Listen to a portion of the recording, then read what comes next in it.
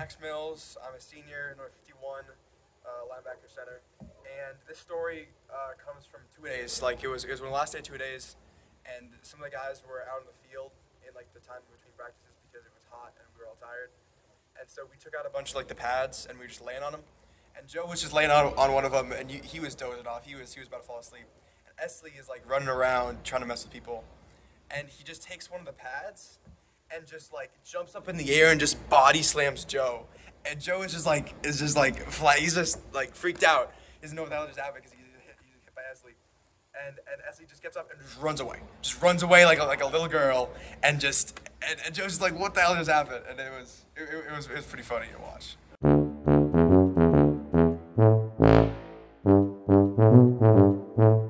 My name's Simon Amiel, number 50, the kicker for the team.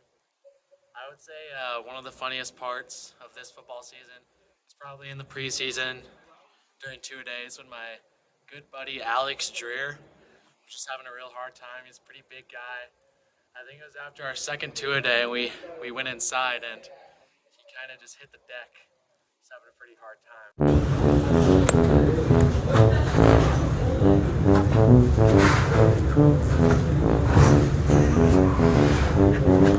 Yeah, that's probably the funniest moment from this football season for me.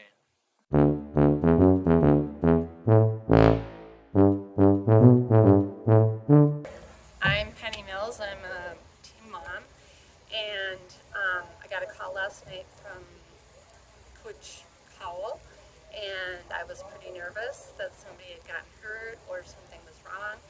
And he says, "We got a problem." I'm like, shit. And then he says, "We don't have any food for team dinner tonight." And our plans fell through. And so he says, "But I know a guy. You got to go over on the east side. You got to go behind the building, knock 3 times. The guy's name is Tony, and that's how you get it." And then I kind of stopped and was like, "Really?" And then he was like, "Come on, shit, no."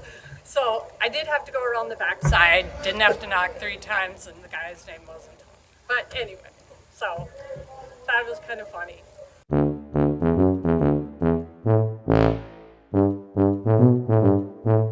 Hi, my name is Caden. I'm a junior, and I wear number 14.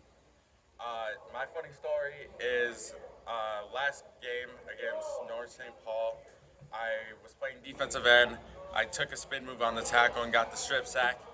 Hamza then picked up the ball, and I had never seen a lineman run ever so slow in my life. But he was running for the pylon, and I get up because I'm on the floor because I'm diving for the ball. I get up and I'm going to block. I'm not gonna lie, I got cracked. But when I look up, I see Hamza out at the 3-yard line, and I take a step off the field because I'm tired, and then we score a touchdown. And Hamza comes to the sideline and he says, "Why didn't you block?"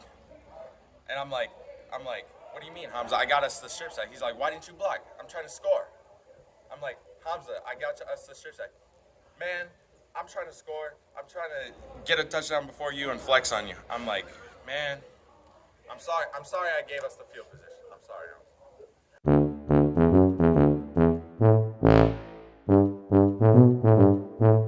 So my name's Kofi. I am a senior, and my number is 2, or sometimes number 6. But today I'm going to be telling a story about the time midway through the season in practice.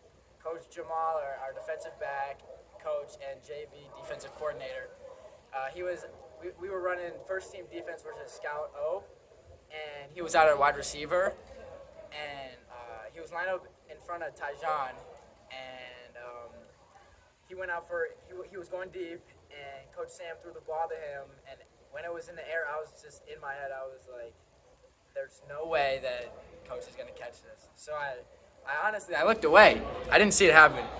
I turn around, everyone's screaming. I turn around, and it's just Coach Jamal with the ball in his hand, and Tyjon's on the ground, and I just put my hands on my helmet, my jaw drops, my mouth guard falls out, and I'm just like, there's no way that he just caught this somewhere. So that's one story from this year that was just hilarious to me.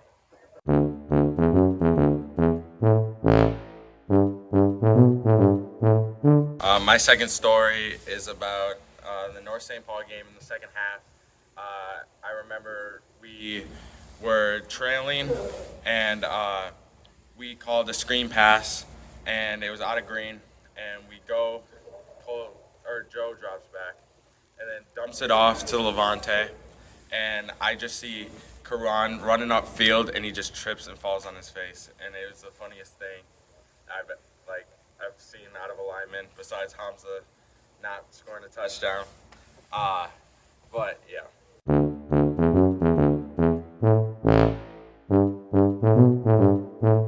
Hi, my name is Alex Strayer. I am a junior offensive guard and defensive tackle, and my number is 77.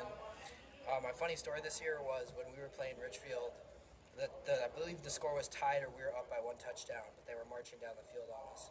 And we had thrown in like a special blitz package where we had our DNs kind of pinch in, and Karan got through and he tipped the ball. And this ball like probably went 10 feet up in the air. And fella actually got under the ball and caught it. And I go nuts, the whole sideline's going nuts. And he starts running the wrong way, down the sideline the wrong way. And you can see it on the film. And when we were there, everyone, starts pointing, go the other way, go the other way. And then he does a full 180, spins around and starts chugging down the sideline the other way. Of course, he would have scored if he had just, caught the ball and ran the right direction, of course. But, of course, he goes 5 yards the wrong way, spins around, goes down the sideline the other way, and he still gets a good 20 yards because he's a fast dude. But, man, what could have been if he had just decided to run the right way?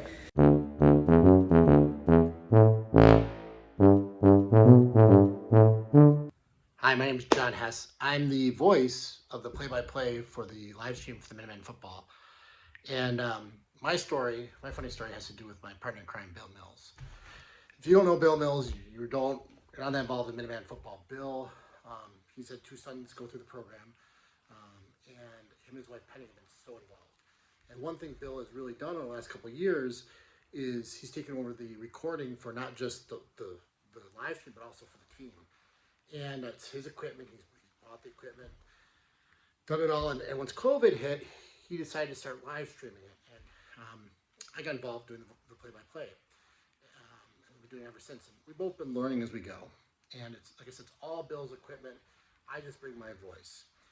Well, we've had some problems with remembering some things over the last couple of years. And earlier this year in a game, I forget which one it was. It was a home game. It was warm out.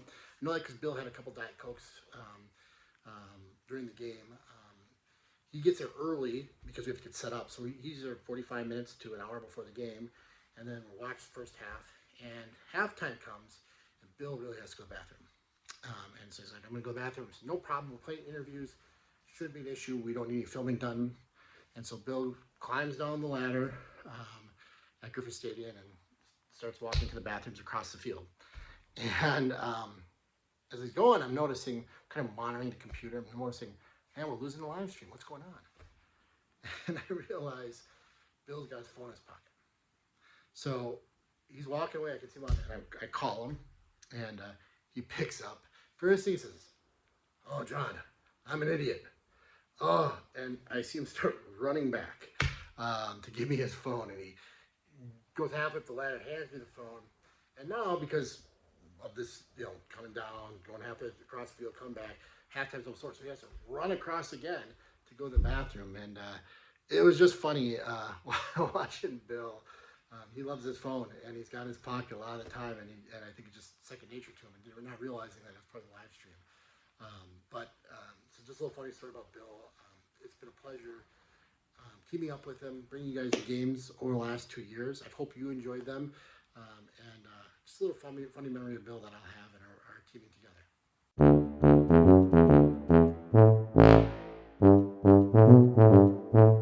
Hi, James.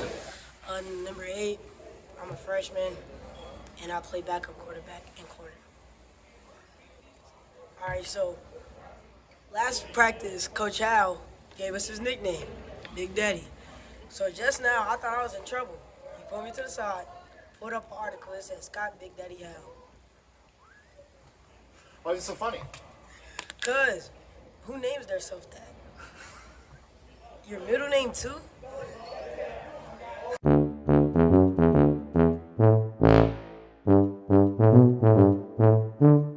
name is Aiden Sandy. I play receiver and safety, and I'm a senior. So a funny story I have was actually from my freshman year, and it was when Coach Beneke, it was during a practice, Coach Beneke called out the kickoff team. And at this time, I was like on the kickoff team taking reps, and we were all circled around Coach Beneke. And Coach Beneke, he doesn't have like a lot of range with his neck. He likes to move kind of like this with his whole body. And Esley was standing in like his perfect blind spot, and he has like his clipboard with like 800 pieces of paper throughout, and he just goes, and he's kind of looking, he's making sure everyone's there, and he goes, Esley, and Esley's right here. Esley's just right here, and he's looking like this, but he can't see Esley. Esley, and he's looking around, and he's like, I'm right here, coach. Doesn't hear him. Yeah. And he looks back down, and he pats him. I'm right here. And at this time, Esley was a freshman, so he didn't have a lot of leeway. And so Coach Beneke just kind of goes, I don't know. I think you lost your job, son. And it was so funny because everyone around him just watched him just lose his spot. Eventually, he got it back, but it was just hilarious because he wasn't doing anything wrong. He was just standing in the wrong spot. So that's the funny story I have.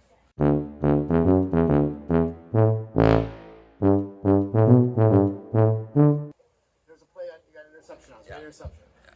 But I know something weird happened before the play. Can you talk to a little bit about what happened weird before the play? Oh yeah, so in that play right before or before, I think they had called a timeout or something. It was down in distance. I can't remember if it was third or fourth down, but the quarterback was talking to the receiver, and he was just talking to him for like 20 seconds, and then the position I was supposed to be playing, the area I was supposed to be playing on the field, it was trips to the right side, so I should have been more drifted towards the right, playing something coming in.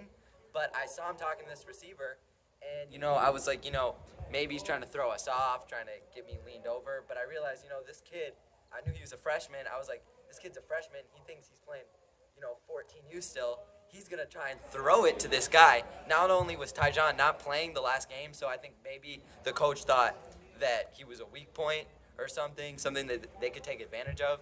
And first off, that was their first mistake because you don't want to try Tyjon, especially going deep. And Unless you're Coach Jamal. Yeah, unless you're unless you're Coach Jamal. But and so I just, instead of drifting, I just stayed there, and I was like, I wonder if he's really gonna throw it to him, because you spend all this time talking to somebody, you better throw him the ball. Sure enough, right as they snap the ball, quarterback, he's got 3 wide receivers. He just turns and looks at the guy, and I knew right away. Just followed the route and led me perfectly. Well, I noticed. I thought Tyjon said something to you. I think. Yeah, he did. I talked to Tyjon last night, and he said he actually heard the play and where the kid was supposed to run to. Yeah. Tyjon did tell me to go over there. Now that I'm thinking about it, and I think Q1 said something too. Looking at the film, Q1 was saying it was so obvious. It was like flag football. Like I couldn't. I was saying something from the booth. Yeah, I couldn't believe it. It was Tyjon did say something because he was right there. He's the corner and he's on their sideline, and they just called timeout. It was ridiculous. That's also a pretty funny story.